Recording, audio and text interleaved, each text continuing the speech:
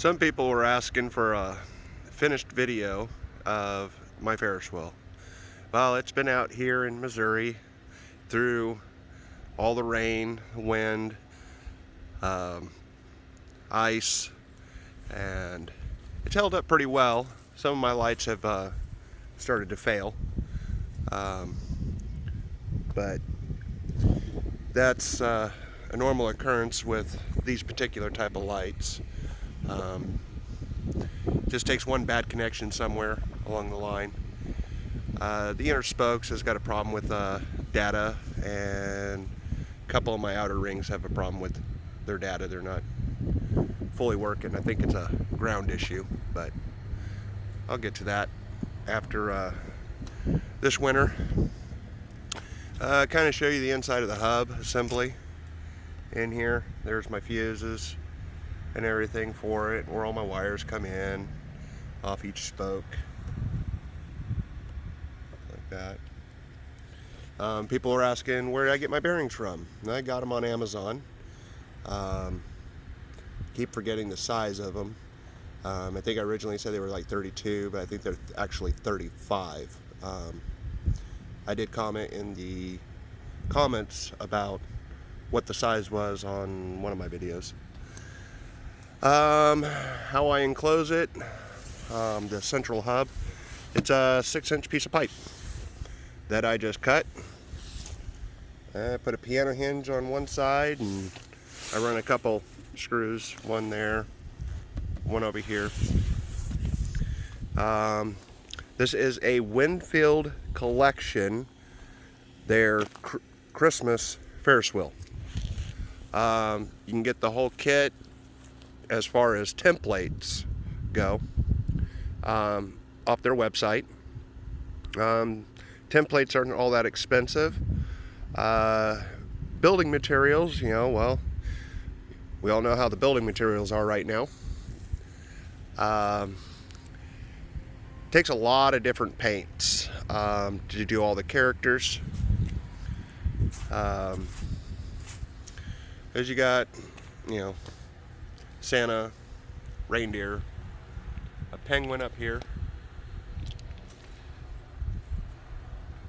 Frosty, polar bear, and an elf. Got these channels here to hold the lights, and they have comes channel clip, and it's specifically designed for these type of strip lights. It even has a diffuser that can go over it, but I haven't put the diffuser on it. Didn't like the way it looked. If you were putting them underneath a counter, that'd be one thing. Putting them up out here, I like each little individual pixel that can be seen. Got the strips off Amazon. They are WS2811, or excuse me, WS2812B pixels, and the color order is GRB. So that's something to pay attention to for controllers and stuff that you get to control these particular type of lights. Now you could put your simple dumb lights on them, that just do single colors. That'd be a much cheaper route than what I have done. The controller for these particular type of lights, I have a Falcon F4 V3, and you can get that on Falcon Christmas online. I want to say it was like $120 for that controller board. And then you would also need like a Raspberry Pi that would run a image file on it called FPP, which stands for Falcon Pi Player. This is the controller board here that controls all the lights. That is the Falcon F4 V3. So it is right there, version 1.01. And then this is my Raspberry Pi. And then I got a Pi clock on it so that, you know, if I wanted to have it run the lights particular times of the day, it would do it or whatnot for my show. Right now, it runs off a different timer. It just comes on. It's set for auto run, you know, run all the time kind of deal. It does have this Wi-Fi dongle so that I can interface it through just my cell phone, through a network connection. It Wi-Fi's over to my wireless router, which then I can, you know, of course, log on to that with this cell phone, and then I can log into it manually and change particular settings and whatnot. The computer program that I use to do the lights, program sequence, whatnot like that, it's X Lights, and it's XLIGHTS. That is a computer software. It's free. FPP, it's free.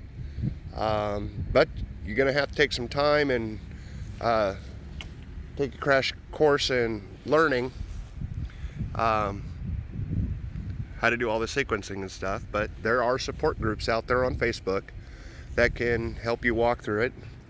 You were wanting to look into these type of lights, I would suggest looking up Canis Spader Christmas on YouTube. Very good source of information from just getting started to everything else. At my house, I have a display. Kind of hard to see here, but that's my mega tree. I have 8 little mini trees, and then the singing tree on my house, arches, snowflakes, and full outline on the house. And that all is sequenced to music for my Christmas light show. I have a variety of props out in my yard. A bunch of blow-ups over here. I got deer. Can't really tell, but I have a drive-through tunnel over there that then wraps around the backside of my barn, and I have a parking area back there for people to sit and watch the show. I got blow-ups further out in the drive, another blow-up. I got a bunch of these little trees going around the drive. You just can't see them because the building's blocking it and the sun's over there. What else can I tell you about this? Definitely think about upgrading the motor on this Ferris wheel. It is very loud. It whines. It just makes all kinds of noise. It really doesn't like the extra weight of the lights, uneven ground, whatever. I mean, and I don't think it just has really enough oomph to really do this and be a long life motor. You can, of course, buy that motor on Winfield Collections website. Just not a big fan of it. I'm going to be putting a rotisserie motor and gear system on it, and that's kind of why I still have this extra space right in here. I kind of figured I might have to change it later, so I made it a little wider just so I can get a gear on here if I need to. And then I'll assemble the motor down here and do a chain drive.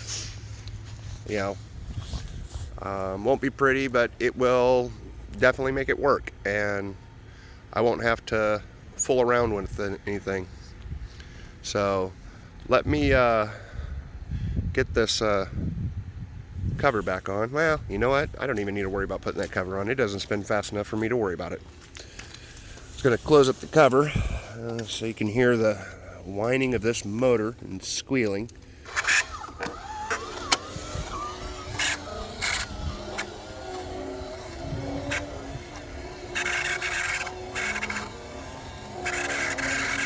If it wasn't for that squealing motor, it would sound like an actual real Ferris wheel.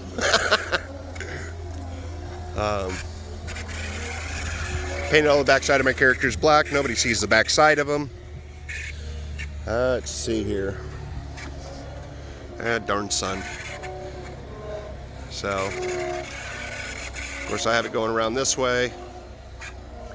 I'll be doing different things with this one later. As time goes on, I'll play with it, and maybe I'll do some more updates on it and do different lights. I don't know, but for now, you know, this is what I got. Hope I've answered any of your questions. There are 2 different slip rings in it. I do discuss those in some of my previous videos, so you might want to go back and check those out. The slip rings are what passes, you know, the 5-volt power to the central hub, the data from the controller. That thing's noisy. Okay. So, kind of wind this thing back a little bit. I'm on. All right, that'll be good enough for now. Definitely buy the higher end grade plywood. It'll save you on cleanup. Things may, you know, make it look sharper. You know, can't think of really anything else to kind of discuss about it. Yeah, you just gotta play with your ideas and do them, and hey, you might have problems. You might have to go back and fix them later, but you know, it's part of the fun of this project. Okay, thank you.